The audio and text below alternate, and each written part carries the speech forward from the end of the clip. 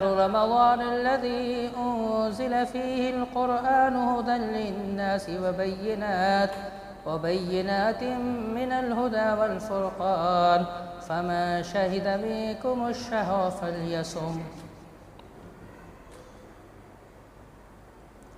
رمضان کا مہینہ وہ ہے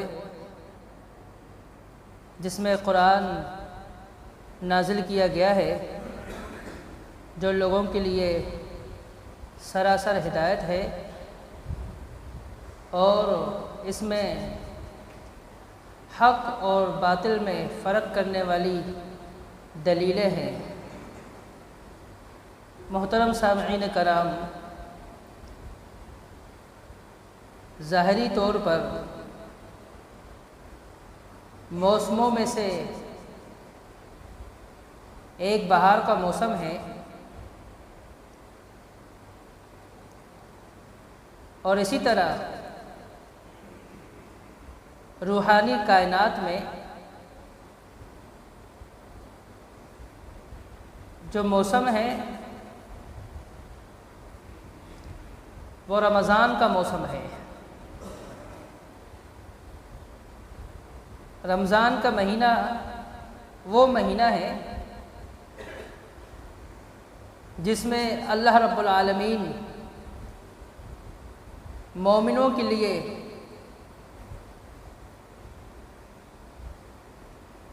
برکتیں اور رحمتیں نازل فرماتا ہے،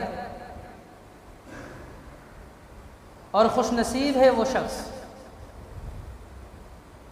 جو اپنی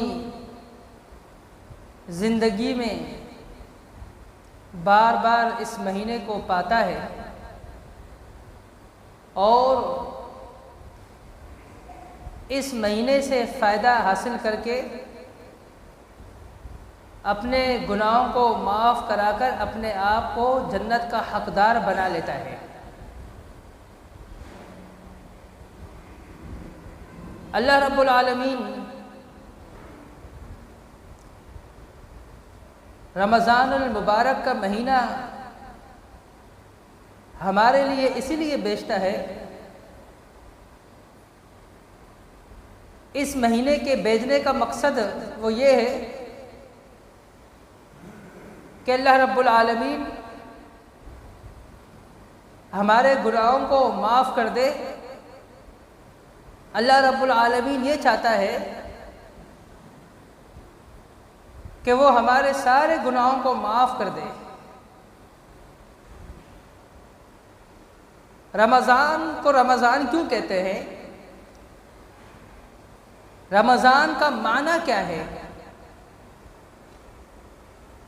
لغوی طور پہ اسے سمجھنا ضروری ہے تاکہ اس کی اہمیت آپ کے سامنے واضح ہو۔ رمضان اس کا جو مادہ ہے وہ 3 حروف ہیں، را میم ضاد، اور اسی سے ہے رمز۔ رمز کا معنی ہے جلانا۔ رسول اللہ صلی اللہ علیہ وسلم کی ایک حدیث سے رمز کا معنی بالکل واضح ہو جاتا ہے۔ آپ علیہ الصلاۃ والسلام نے فرمایا، صلاۃ الاوابین حین ترمز الفصال، اوابین کی نماز، چاشت کی نماز اس وقت ہے جب ریگستان میں اونٹ کے بچوں کے پاؤں جلنے لگے، سورج کی تپش سے ریگستان کی جو ریت ہے وہ اتنا گرم ہو جائے، اس میں اتنی تپش آ جائے، اونٹ کے بچے جو ریگستان میں اس وقت چل رہے ہوں ان کے پاؤں جلنے لگے۔ فرمایا یہ ہے اوابین کی نماز کا وقت، چاشت کی نماز کا وقت۔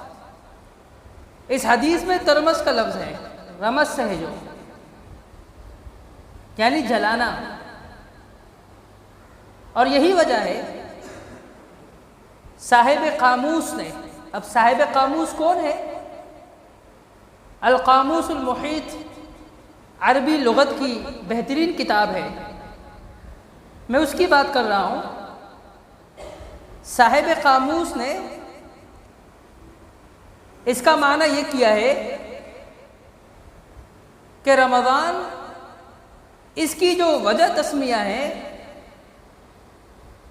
فرمایا وہ اس وجہ سے ہے، رمضان کو رمضان اس لیے کہا جاتا ہے، سمیہ رمضان لأنہ یحقر الذنوب، فرمایا رمضان کو رمضان اس لیے کہا جاتا ہے، رمضان کا جو مہینہ ہے اس کا نام رمضان اس لیے رکھا گیا ہے کہ یہ وہ مہینہ ہے یحقر الذنوب، جو گناہوں کو جلا کر ختم کر دیتی ہے۔ تو رمضان اس کا معنی یہی ہے، اس کا مطلب یہی ہے کہ گناہوں کو جلا کر ختم کر دے، اور یہی وجہ ہے کہ رمضان رمض سے ہے، اس کا معنی جلانا ہے، اپنے گناہوں کو جلا کر ختم کر دینا۔ رمضان گناہوں کو جلا دیتی ہے، ختم کر دیتی ہے۔ اس شخص کے لیے جو رمضان کی اہمیت کو جانتا ہو، اس کو سمجھتا ہو، اور اس ماہ صیام کو غنیمت سمجھ کر اعمال صالحہ کر کر گناہوں کی معافی مانگ کر اپنے گناہوں کو مٹانے والا ہو، ختم کرنے کی اس کے اندر ایک تڑپ موجود ہو، چاہت موجود ہو، اس کے لیے وہ محنت کرنے والا ہو۔ رمضان المبارک کے جو روزے ہیں یہ فرض ہے۔ اللہ رب العالمین نے سورہ بقرہ میں رمضان المبارک کے روزوں کی فرضیت بیان کر دی ہے،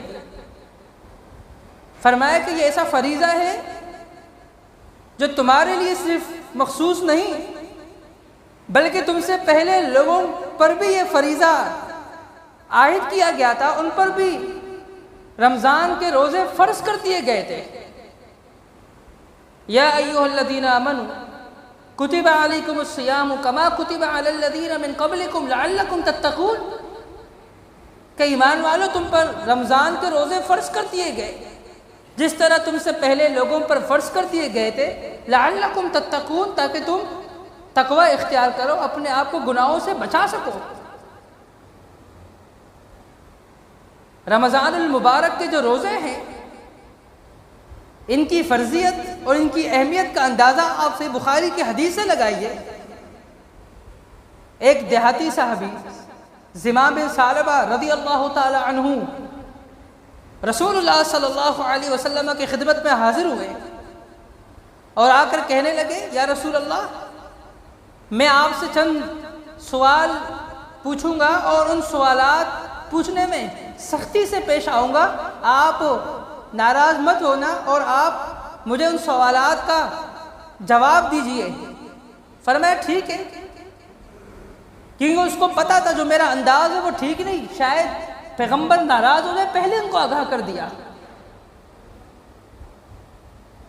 دیہاتی صحابی یہ جانتے تھے رسول اللہ صلی اللہ علیہ وسلم عالم الغیب نہیں ہے، سمجھ آ رہی ہے؟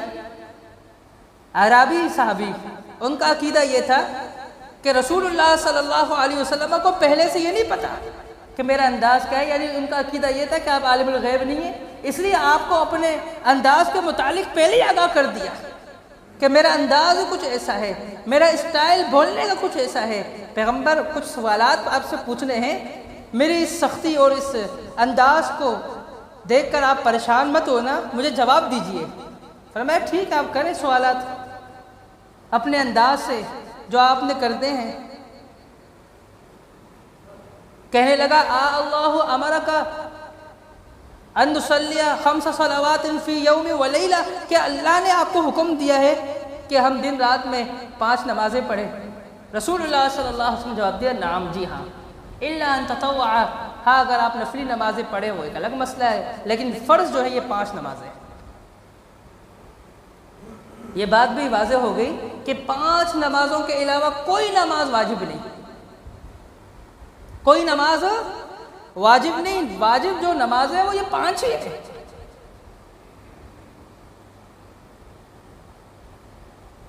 کوئی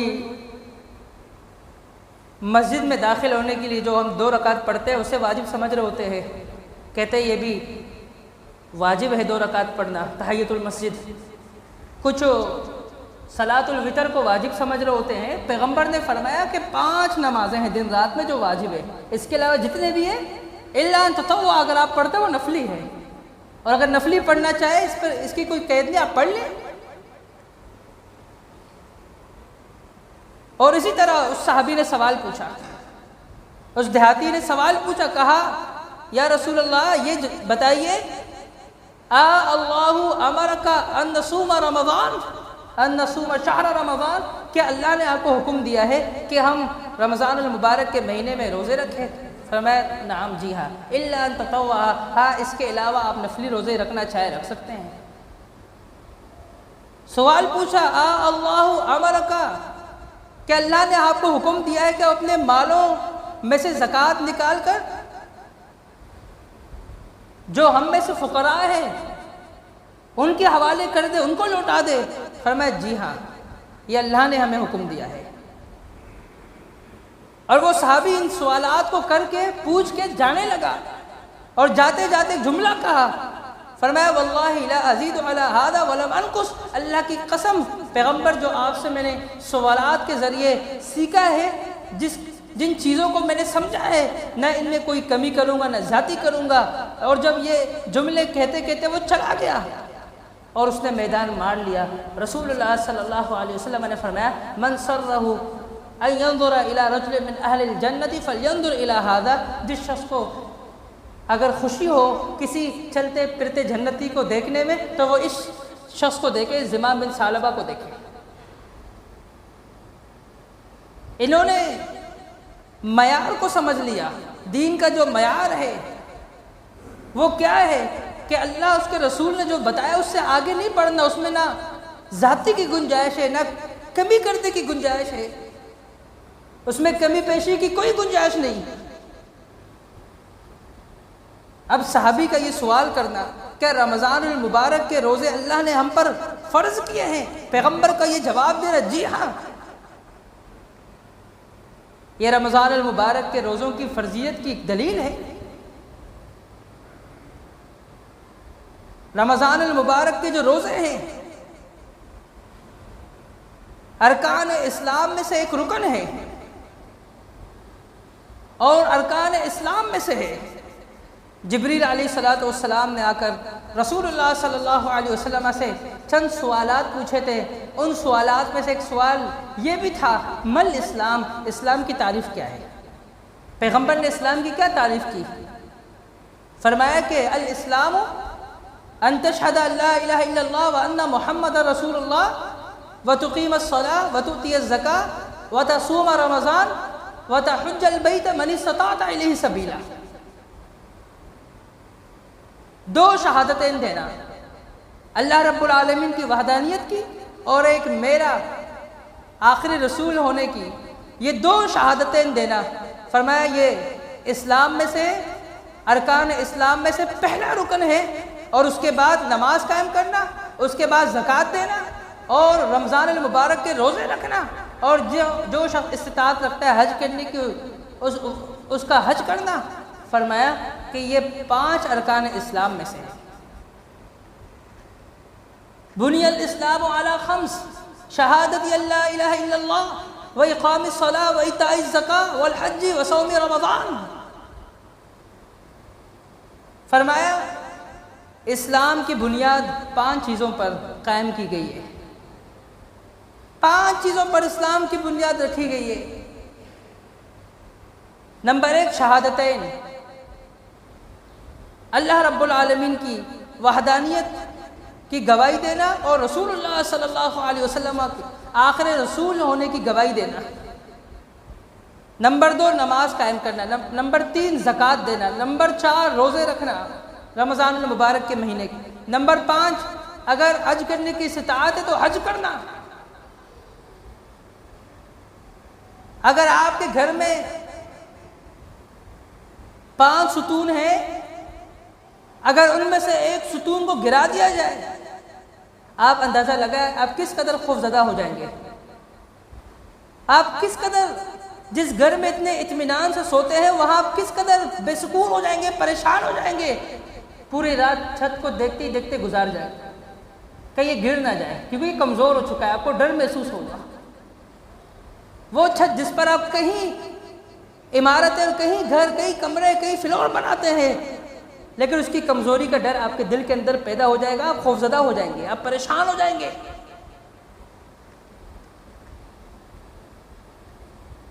کیونکہ آپ کو پتہ ہے کہ کمزوری آ گئی ہے، اور آپ اندازہ لگائیے ارکان اسلام وہ 5 ہے، ان 5 میں سے کسی ایک کو ختم کر دیا جائے، کوئی ایسا شخص جو ہر سال رمضان المبارک کا مہینہ پاتا ہے اس حال میں کہ وہ عاقل ہے، بالغ ہے، مقیم ہے، تندرست ہے، لیکن روزے نہیں رکھتا،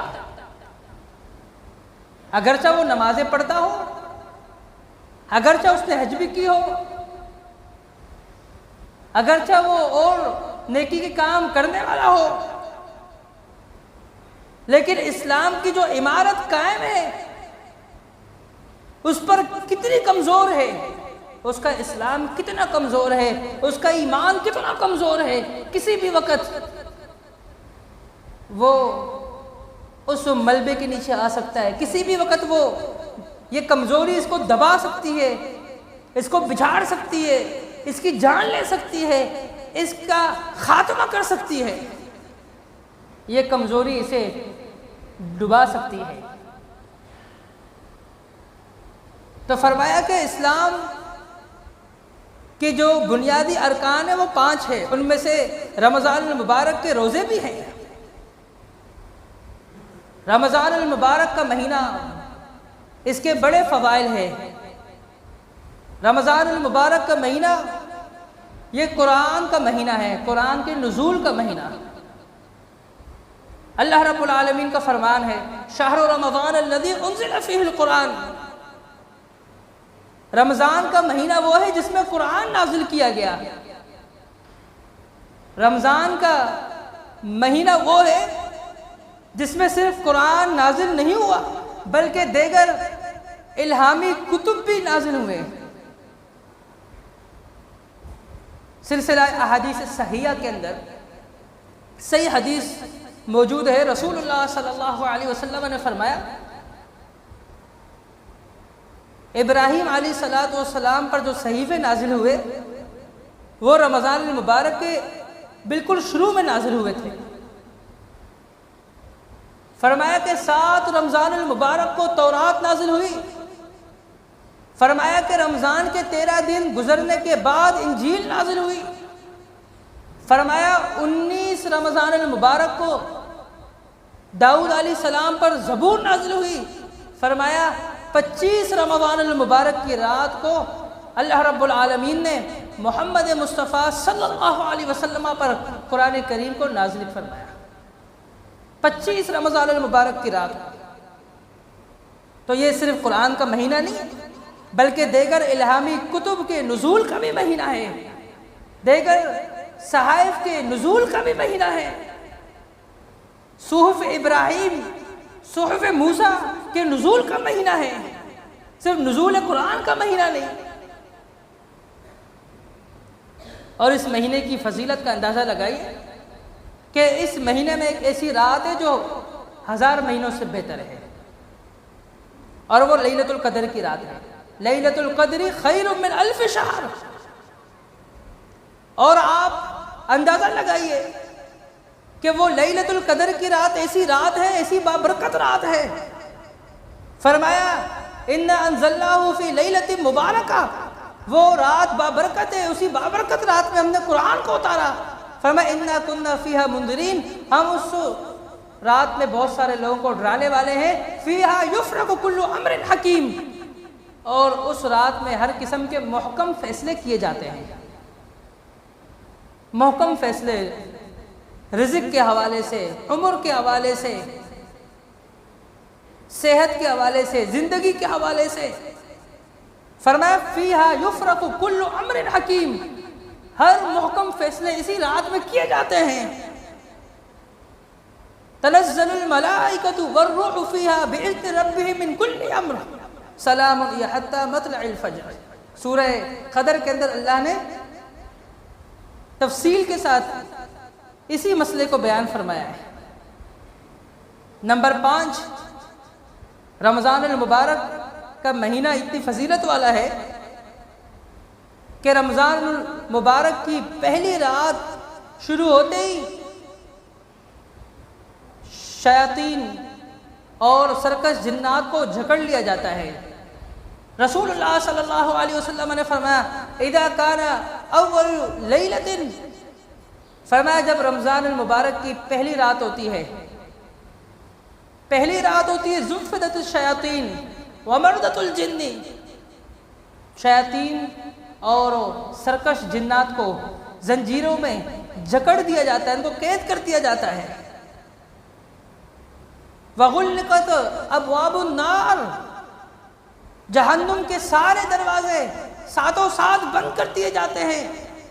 فلم یفتح منہا باب، ان 7 دروازوں میں سے کسی ایک کو بھی رمضان کے مہینے میں کھولا نہیں جاتا، وہ بندی ہوتے ہیں۔ وفتحت ابواب الجنہ، جنت کے 8 دروازے کھول دیے جاتے ہیں۔ فلم یغلق منہا باب، ان میں سے ایک دروازہ بھی بند نہیں کیا جاتا اس پورے مہینے میں۔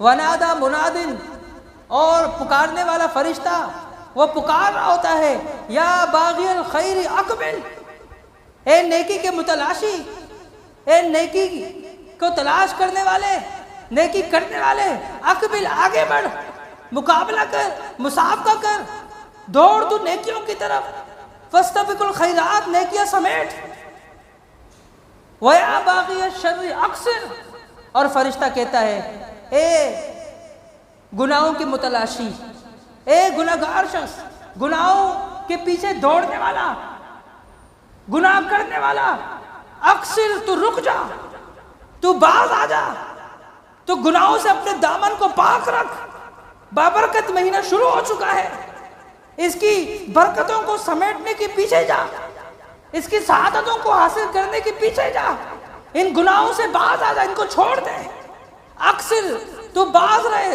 پیچھے ہٹ ان گناہوں سے۔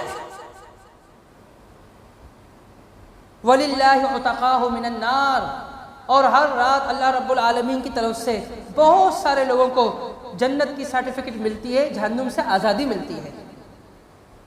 وَفِي ذَلِكَ كُلِّ لَيْلَةٍ وَفِي كُلِّ لَيْلَةٍ، فرمائیے ہر رات ہو رہا ہوتا ہے، ہر رات بہت سارے لوگوں کو رمضان المبارک کے پورے مہینے میں ہر رات بہت سارے لوگوں کو جہنم سے آزادی اور جنت میں داخل ہونے کی سرٹیفکیٹ ملتی ہے۔ تو محترم بھائیوں، اس مہینے کی بڑی برکتیں ہیں اور بڑی سعادتیں ہیں، رحمتوں والا مہینہ ہے، برکتوں والا مہینہ ہے۔ یہ ایسا مہینہ ہے، یہ گناہوں کو جلا دینے والا مہینہ ہے، گناہوں کو ختم کر دینے والا مہینہ ہے، بندے کو صاف اور شفاف کرنے والا مہینہ ہے۔ لیکن بندہ خود وہ رب کی رضا کا متلاشی ہو، رب کی رضا کا طلبگار ہو، وہ دنیا کے پیچھے بھاگنے والا نہ ہو، وہ یہ نہ سمجھے کہ یہ رمضان کا مہینہ یہ کمانے کا سیزن ہے، کیونکہ اسی مہینے کے بالکل آخر میں عید آنی ہے، اور جیسے یہ مہینہ ختم ہو جائے گا، چاند نظر آ جائے گا، شوال کا عید ہوگی، تو یہ مہینہ سیزن ہے کمانے کا، مارکیٹوں میں، شاپنگ محل میں، بازار میں، اس مہینے کو ضائع کر دیں۔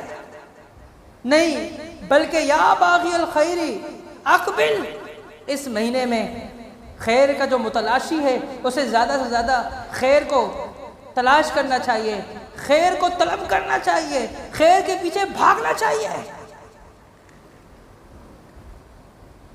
اور جو رمضان کے روزے رکھتا ہے، ایمان کی حالت میں اور اللہ سے ثواب کی امید رکھتے ہوئے، فرمایا اس کے ماقبل کے گناہ معاف کر دیے جاتے ہیں۔ من صام رمضان ایمانا واحتسابا غفر له ما تقدم من ذنبه، فرمایا اس کے ماقبل کے سارے گناہ معاف ہو جاتے ہیں جو رمضان میں ثواب کی نیت سے ایمان کی حالت میں روزے رکھے۔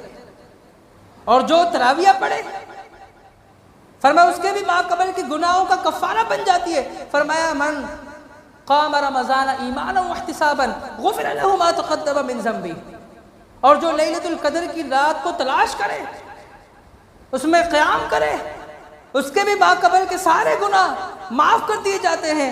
من قام لیلۃ القدر ایمانا واحتسابا غفر له ما تقدم من ذنبه، روزے رکھنے سے بھی گناہوں کی معافی، تراویح پڑھنے سے گناہوں کی معافی، لیلۃ القدر کی رات کو تلاش کرنے میں گناہوں کی معافی۔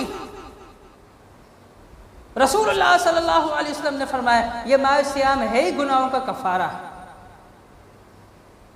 فرمایا کہ الجمعۃ الی الجمعہ ورمضان الی رمضان مکفرات ما بینہن اذا اجتنب الکبائر، فرمایا ایک جمعے سے دوسرے جمعے کے بیچ میں، اور ایک رمضان سے دوسرے رمضان کے بیچ، فرمایا یہ گناہوں کا کفارہ بنتے ہیں، بشرطے کہ انسان جو ہے کبیرہ گناہوں سے اپنے آپ کو بچا سکے۔ یہ صغیرہ گناہوں کا خود کفارہ ہے۔ یہ رمضان کا مہینہ یہ صغیرہ گناہوں کا خود ہی کفارہ بن جاتا ہے اگر بندہ کبیرہ گناہوں سے پرہیز کرے، اپنے آپ کو بچائے رکھے۔ اور جو شخص رمضان کے روزے چھوڑ دیتا ہے جان بوجھ کر، اس کے حوالے سے کیا حکم ہے، اور جو رمضان المبارک کے مہینے کو ضائع کرتا ہے اس کے لیے کیا حکم ہے، اس پر انشاءاللہ ہم آئندہ جمعے کو بات کریں گے۔ اللہ رب العالمین سے دعا ہے کہ جو ہم نے رمضان المبارک کے فضائل بیان کیے ہیں، جو ہم نے بیان کیے ہیں، جو ہم نے سمجھے ہیں، اللہ رب العالمین ہمیں اس پر عمل کرنے کی توفیق عطا فرمائے۔ اللہ رب العالمین اس ماہ سیام کی برکتیں اور رحمتیں ہمیں سمیٹنے کی توفیق عطا فرمائے۔ اللہ رب العالمین اس ماہ سیام کو ہمارے گناہوں کے کفارے کا سبب بنائے، ہمارے لیے نجات کا باعث بنائے، اور جتنے لوگ مقروض ہیں اللہ تعالیٰ ان کے قرض کے ختم کا سبب بنا دے۔ اللہ رب العالمین جتنے لوگ بیمار ہیں ان کے صحت کا، ان کی شفا کا سبب بنا لے، اور جتنے بے روزگار ان کے روزگار کا سبب بنا لے۔ اللہ رب العالمین اس رمضان المبارک میں جتنے بھی ہمارے بھائی بزرگ، ماں بہنیں، بیٹیاں بیٹے جتنے بھی بیمار ہیں، اللہ ان سب کو اپنی رحمتیں اور برکتیں عطا فرمائے، ان سب کو دلی اطمینان عطا فرمائے۔ وقولوا لہذا استغفر اللہ لی ولکم وآخر دعوانا ان الحمد للہ رب العالمین۔